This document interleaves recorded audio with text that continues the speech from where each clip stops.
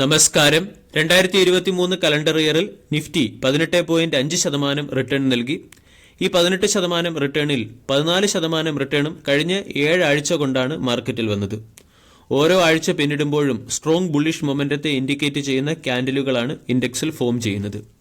ഇനി മാർക്കറ്റിന്റെ റാലി എവിടം വരെ തുടരും എന്ന് മനസ്സിലാക്കാം. അതിനുവേണ്ടി മന്ത്ലി ക്യാൻഡിൽ പാറ്റേൺ പരിശോധിച്ചാൽ സ്ട്രോങ് ബുള്ളിഷ് മൊമെന്റം ഇൻഡിക്കേറ്റ് ചെയ്യുന്ന ക്യാൻഡിലാണ് ഇതുവരെ ഫോം ചെയ്തിരിക്കുന്നത്. ഫിബനാച്ചി റിട്രേസ്മെന്റ് പ്രകാരം 22,130 വരെ മാർക്കറ്റ് ഉയരാനുള്ള സാധ്യതയുണ്ട്. അതേസമയം സപ്പോർട്ടായി കാണുന്നത് 2023 സെപ്റ്റംബറിലെ ഹൈ ആയ 20,225 ഇനി വീക്ക്ലി ബേസിസിൽ ക്യാൻഡിൽ നമ്മൾ പരിശോധിക്കുകയാണെങ്കിൽ മാർക്കറ്റിൽ ഏതെങ്കിലും കാരണവശാൽ കറക്ഷനോ പ്രോഫിറ്റ് ബുക്കിംഗോ വരികയാണെങ്കിൽ മാർക്കറ്റിന് വീക്ക്ലി ബേസിസിൽ ഫോം ചെയ്ത ഗ്യാപ്പിൽ മികച്ച സപ്പോർട്ട് ലഭിക്കാനുള്ള സാധ്യതയുണ്ട്. 20,291 20,507 ഇടയിലാണ് വീക്ക്ലി ബേസിസിൽ ഒരു ഗ്യാപ്പ് ഫോം ചെയ്തത്. ഈ ഗ്യാപ്പ് മാർക്കറ്റിൽ വരുന്ന കറക്ഷൻ അബ്സോർബ് ചെയ്യാനുള്ള സാധ്യതയാണ് കാണുന്നത്. കറണ്ട് മാർക്കറ്റ് പ്രൈസിൽ പൊസിഷൻ എടുക്കാവുന്നതും അട്രാക്റ്റീവ് ആയിട്ടുള്ള ഇൻവേഴ്സ് ഹെഡ് ആൻഡ് ഷോൾഡർ എന്ന ബുള്ളിഷ് പാറ്റേൺ കാണുന്നതുമായ 2 സ്റ്റോക്കുകളെയാണ് നമ്മൾ ഇന്നത്തെ വീഡിയോ വഴി ഇനി പരിചയപ്പെടുന്നത്. ഒന്നാമത്തെ സ്റ്റോക്ക് വിപ്രോ കഴിഞ്ഞ ദിവസം 2.62% ഉയർന്ന് 445 രൂപയ്ക്ക് അടുത്ത് ക്ലോസിംഗ് നൽകി. 2.3 ലക്ഷം കോടി രൂപയുടെ മാർക്കറ്റ് ക്യാപ്പുള്ള കമ്പനിയുടെ വാല്യൂഷൻ 20.89, ഡിവിഡൻഡ് യീൽഡ് 0.2%.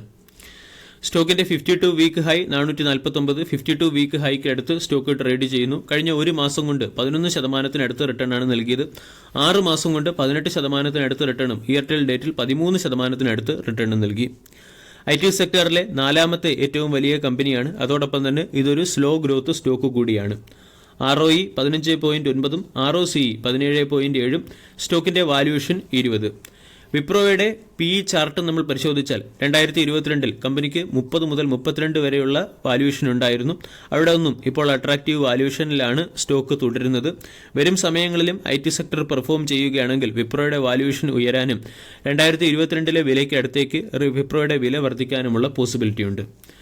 ക്വാർട്ടർലി റിസൾട്ടിൽ കമ്പനിയുടെ സെയിൽസ് 22,831 നിന്നും 22,516 ഇടിഞ്ഞതും നെറ്റ് പ്രോഫിറ്റ് 2,886 നിന്നും 2,667 ഇടിഞ്ഞതും സ്ലോ ഗ്രോത്തിനെ ഇൻഡിക്കേറ്റ് ചെയ്യുന്നു.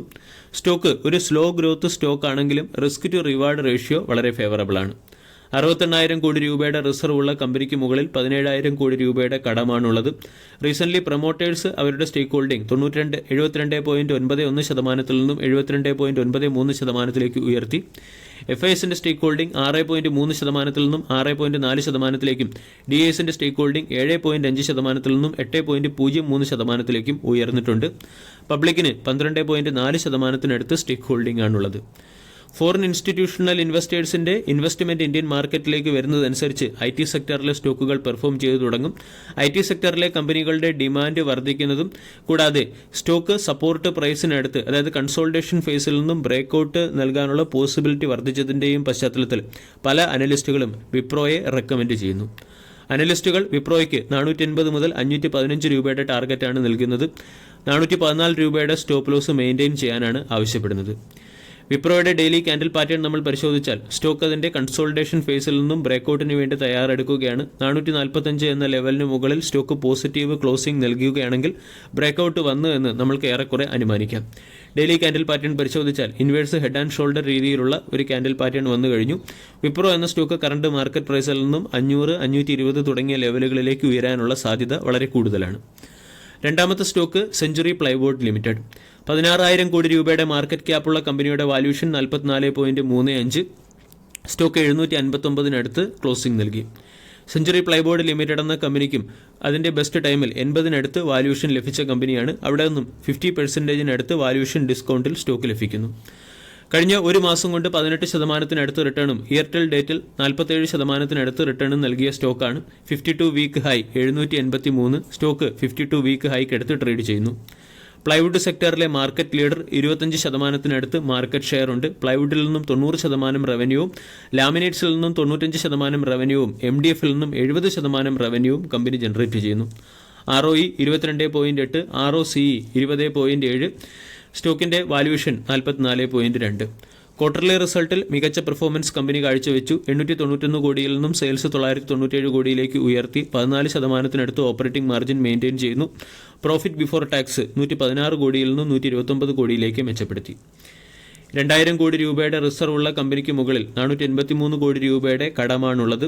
പ്രൊമോട്ടേഴ്സിന് 73.04% സ്റ്റേക്ക് ഹോൾഡിംഗ്, FISന് 5.6%, DISന് 14.4%, പബ്ലിക്കിന് 6.8% സ്റ്റേക്ക് ഹോൾഡിംഗുമാണുള്ളത്. DISന്റെയും FISന്റെയും സ്റ്റേക്ക് ഹോൾഡിംഗ് ഉയർന്നത് സ്റ്റോക്കിനെ സംബന്ധിക്കുന്ന പോസിറ്റീവ് അപ്ഡേറ്റ് ആണ്. വീക്കിലി ക്യാൻഡിൽ പാറ്റേൺ പരിശോധിച്ചാൽ ഇവിടെയും ഇൻവേഴ്സ് ഹെഡ് ആൻഡ് ഷോൾഡർ രീതിയിലുള്ള ഒരു ബ്രേക്കൗട്ട് പാറ്റേൺ കാണാൻ സാധിക്കും.